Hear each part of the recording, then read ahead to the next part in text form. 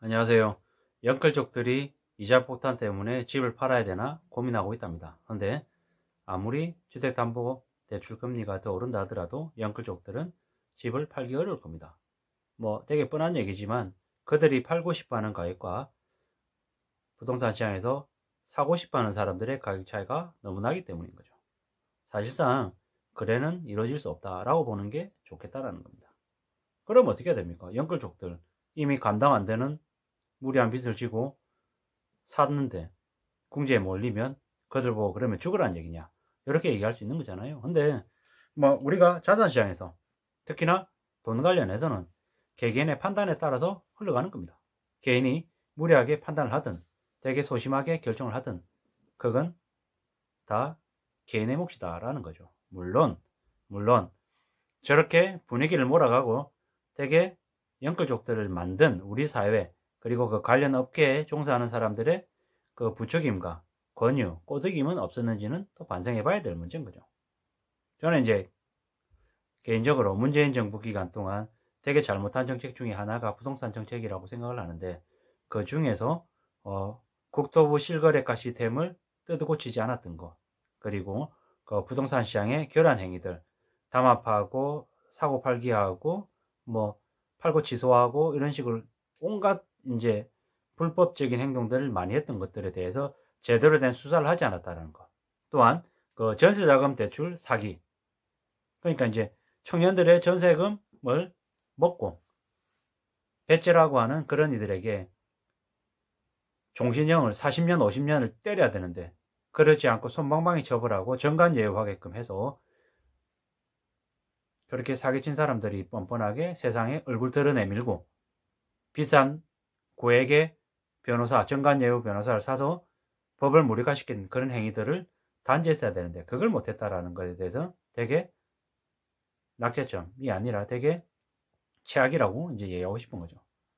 지금 영끌족들이 주택담보대출금리가 지금 오른다고 되게 이제 불안해 하는데 이들이 이런 상황을 헤쳐나갈 수 있는 가능성은 거의 없다라고 보여지죠. 계속해서 말씀드리지만 무리한 빚은 언제든지 우리의 삶을 무너뜨린다라고 보는 게 맞는 거죠. 답이 없죠. 금리가 오르고 이런저런 어려움들 때문에 점점 삶이 쪼여들 텐데 그러면 이제 현실에서 자신감 가지고 적극적으로 살아가기가 어렵지 않을까라는 생각이 드는 거죠. 왜냐? 매달 이렇게 원리금 내야 되고 이자 내야 되고 하는데 감당 안 되는 거죠. 자기 하나의 일만 해가지고도 답이 안 나오기 때문에 어쩔 수 없이 2가지, 3가지, 4가지 일을 하게 된다라는 거죠. 이미 이제 그렇게 사는 사람들이 벌써 많죠. 월급은 한 300만 원 남되는데 원리금으로 200만 원 이상 내야 된다고 하면 생활이 안 되죠. 200만 원 내고 나면 남은 100만 원 가지고 어떻게 삽니까? 못 살죠. 그러다 보니까 어쩔 수 없이 한 달에 150만 원, 200만 원 더 벌 수 있는 투잡을 하는 거죠. 요즘은 유튜브 상에서 투잡 이렇게 치면 되게 많이 나옵니다. 가만히 있어도 쿠팡이츠 배달할래? 배달의 민족 배달할래? 물류센터에서 일할래? 하면서 계속 사람들에게 일한 일자리가 있다라고 계속 홍보를 하죠. 너 도보로 운동하면서 설금설금 다니면서 도보 배달 같은 거 해도 돈 벌 수 있어? 이런 식으로 계속 얘기하는 거죠. 과거에 비해서 단기간으로 건당 이렇게 돈을 벌 수 있는 일자리는 되게 많이 늘었죠. 근데 그러면서 양질의 일자리는 또 점점 더 줄어드는 거 아닌가라는 생각이 드는 거죠.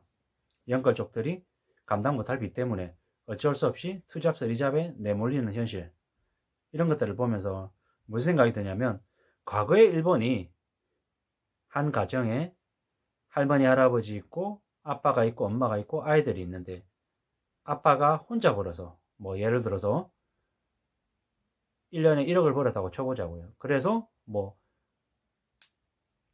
4가족이 아니라 5가족, 6가족이 1억을 벌어서 먹고 살았다고 하면 지금은 어떻습니까? 일본에서 아빠도 일해, 엄마도 아빠 일해, 할아버지 할머니도 일해.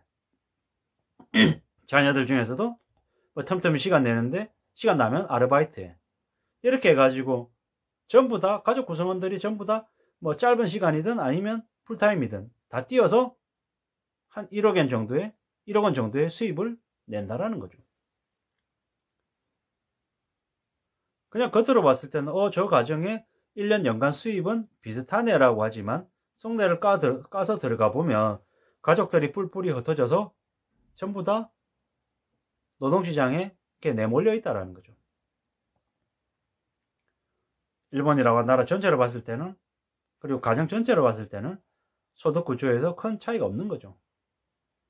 대신에 예전에는 아빠 혼자 일해야 됐으면 지금은 엄마도 일하고 할아버지 할머니도 일해야 되는 그런 되게 씁쓸한 시대가 이제 되어가는 거죠.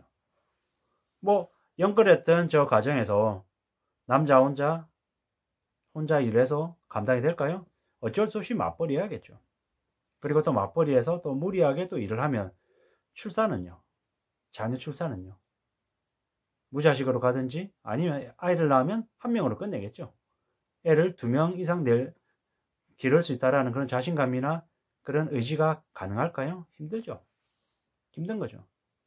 이게 연끌족들이 무리하게 빚을 져서 살아가면서 이제 파생되는 일들이 아닌가라는 생각이 이제 드는 거죠. 요즘 세태가 주식, 부동산, 코인 등의 투자 열풍 때문에 많은 사람들을 빚쟁이로 전락시킨 게 아닌가라는 생각이 드는 거죠.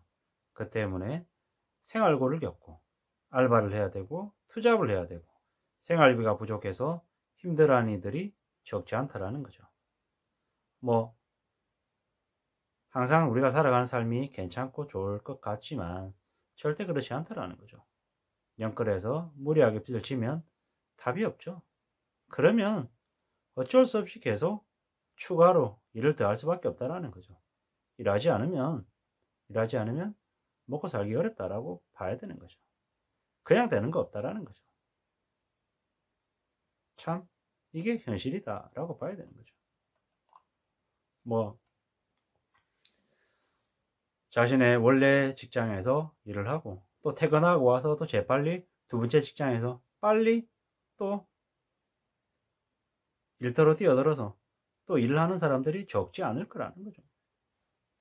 어떤 사람들은 아침에 8시부터 5시까지 첫 번째 직장에서 일하고 또 두 번째 직장에서 저녁 6시, 7시부터 또 다음날 아침 6, 7시까지 일하는 사람들도 있다는 거죠. 그리고 고작 한 2-3시간 자고 또 원래 직장으로 또 출근하고 그러면 틈틈이 점심시간에 밥 안 먹고 자고 뭐 저녁에 늦은 시간에 일하는 사람들은 또 그 틈틈이 또 쪼개서 또 자고 이러면서 자신의 몸을 갈아서 그렇게 돈을 벌어서 생활비를 만들고 빚을 갚는 사람들도 적지 않더라는 거죠. 이런 모습을 보면 참 씁쓸한 거죠. 부자가 돼 보겠다고 안정적인 생활을 하겠다고 연끌해서 집을 사고 비투해가지고 주식을 하는데 상당수 사람들은 그것 때문에 빚을 져가지고 되레도 힘든 상황으로 내몰리는 거 보면 참 아이러니한 거죠.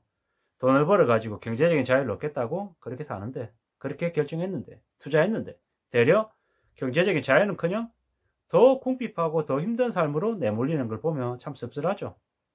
이런 걸 보면 우리가 살아가면서 자산시장에서 투자해가지고 뭔가를 얻는다라는 게 정말 쉽지 않다라는 생각을 하게 되는 거죠.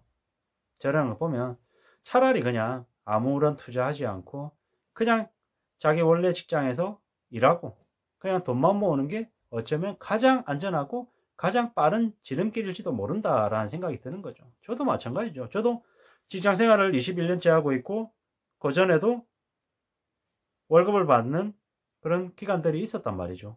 실제로는 월급 받은 걸로는 한 3, 4년이 되는데 되돌아보면 참 창피하고 부끄럽죠. 그동안에 뭐 하겠다라고 투자하겠다고 뭐 해보겠다고 헛짓해가지고 날린 돈이 태반인 거죠. 어쩌면 그냥 성실하게 착실하게 저축만 했다면 지금 훨씬 더 지금의 몇 배 이상의 이루지 않았을까라는 생각도 좀 드는 거죠. 이렇게 생각해보면 세상에 참 쉬운 거 없다, 만만한 거 없다. 그리고 가장 우직하고 가장 둔하게 보이는 모습이 어쩌면 가장 현명한 모습일 수 있다. 함부로 투기하고 투자하고 빚내는 것보다 그냥 자기 분수 안에서 좀 적게 벌더라도 적은 돈이라도 우습게 생각하지 않고 모아가는 그런 모습, 태도가 어쩌면 삶을 좀 더 잘 윤택하게 만들지 않겠냐라는 생각이 이제 드는 거죠.